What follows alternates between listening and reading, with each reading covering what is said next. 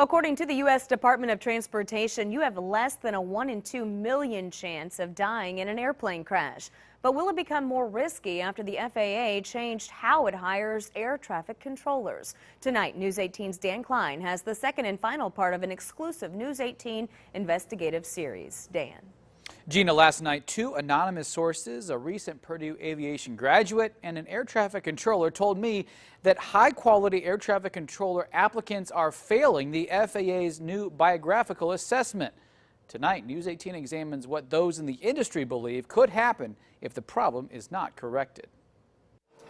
You have to be on your A game 100% of the time. You can never let your guard down. Current air traffic controller we're calling Tom says he's worried the new assessment is taking quality candidates out of contention prematurely, all in the name of diversity. To us, it doesn't matter, like I said, if you're black, white, male, female, straight, or gay. If you can do the job, sit down in the chair next to me and let's go to work. You have to make split-second decisions, and they have to be right 100% of the time, or people will die. The FAA declined a News 18 interview request, but did release a statement which reads in part, "In order to recruit a better qualified candidate and reduce costs associated with testing and training, the FAA chose to make several improvements to enhance decision-making and increase objectivity in the assessment of candidates." According to the Air Traffic Controllers Union, 30% of candidates were expected to pass the biographical assessment instead of the 8% who actually did. It may end up being a very good tool. Purdue professor Mike Nolan says the FAA is trying to increase diversity at the same time as it is trying to make the training process more efficient, a process that currently takes 2 to 3 years after someone is hired. The FAA does have a problem. They're trying to do both,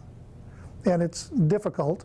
And when they try to change the process, you always get some sort of resistance. Some of that resistance comes from current longtime controllers who have been working for decades. Yet, when they tried to take the assessment under a fake name, they couldn't pass it either. It seems a little odd that students who have done very well in school, very well in the classes, very well on the aptitude test, students who have done all this all of a sudden don't seem to do well on this biographical assessment.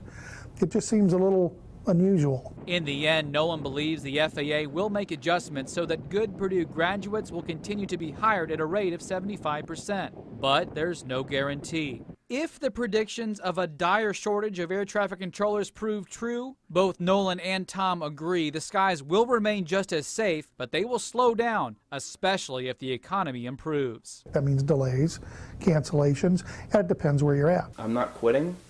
I think that I was put on this earth to do this. For Pete, a recent graduate, the changes have meant a delay as well, but he's not canceling his dream, at least not yet. I still have the hope that there's a place for me.